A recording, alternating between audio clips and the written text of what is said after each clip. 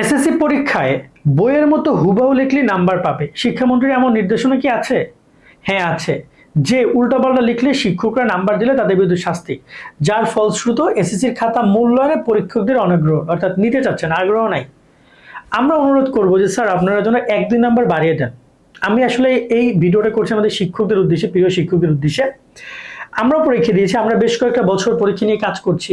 আমরা আসলে কি দেখতে পাই, একজন শিক্ষার্থী অনেক কষ্ট নিয়ে 2টা বছর পড়াশোনা করে দেন সে পরীক্ষা দেয় এবং সে ভালো ফলাফল করার সর্বোচ্চ চেষ্টা করে তার জায়গা থেকে, একটু পর্যন্ত কমতি সে রাখে না, তার জায়গায় সে এফোর্ট সম্পূর্ণটুকু দেয়।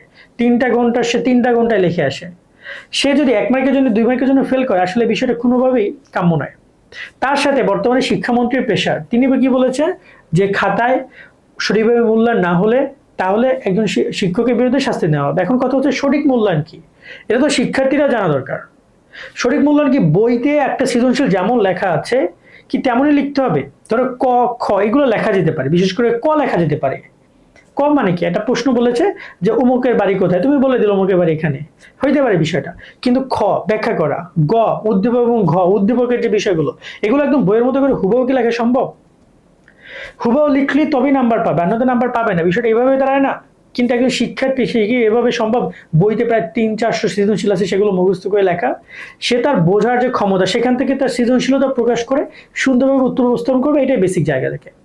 এখানে যদি শিক্ষককে কিভাবে প্রেশার দেওয়া হয়, তার ফলশ্রুত যদি এমন ঘটনা যখন ঘটে, তবে আসলে এটা কোনোভাবে কাম্য নয় আমাদের কাছে। এবং আমরা চাই একজন শিক্ষক যেন সঠিকভাবে একজন শিক্ষার্থীকে মূল্যায়ন করে। দরকার হলে স্যার আপনি নাম্বার বাড়াই দেন, কিন্তু কমায় দেন না।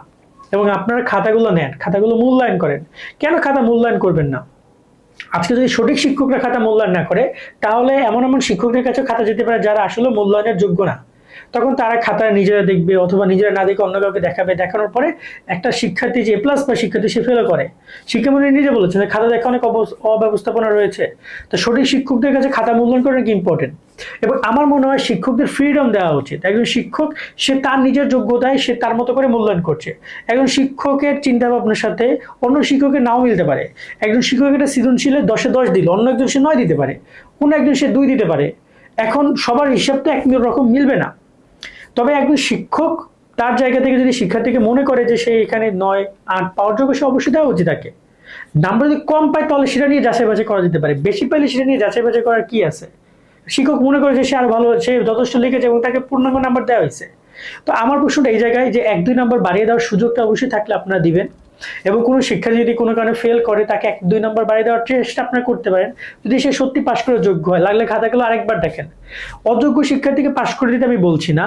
অযোগ্য শিক্ষার্থী সে সত্যি অযোগ্য, তার কোনো কথা নাই। কিন্তু একজন যোগ্য শিক্ষার্থীর জন্য কখনোই যেন এই মার প্যাচে পড়ে তার জন্য ক্যারিয়ার নষ্ট না হয়, তার জন্য একটা বছর নষ্ট না হয়। কারণ 1 মার্কের একটা ভুল তার পুরো একটা বছর নষ্ট হয়ে যেতে পারে। কারণ তাকে আবার 27 এক্সাম দিতে হবে।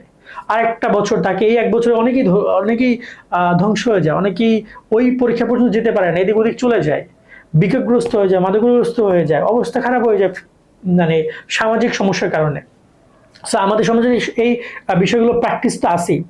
তা আমি বলবো যে শিক্ষার্থীদের কথা ভেবে আপনারা সঠিকভাবে মূল্যায়ন করবেন খাতাগুলো। হ্যাঁ, অবশ্যই শিক্ষামন্ত্রী যেভাবে বলছে সেটাও করতে পারেন আপনারা চাইলে, কিন্তু আমরাও চাই শিক্ষার্থীদের বিষয় আপনারা ভেবে দেখবেন। আজকের মতো ভিডিও এখানে শেষ করছি। সকল শিক্ষার্থীদের প্রতি এই বাণীটা রেখে সকলে ভালো থাকবেন। আল্লাহ হাফেজ।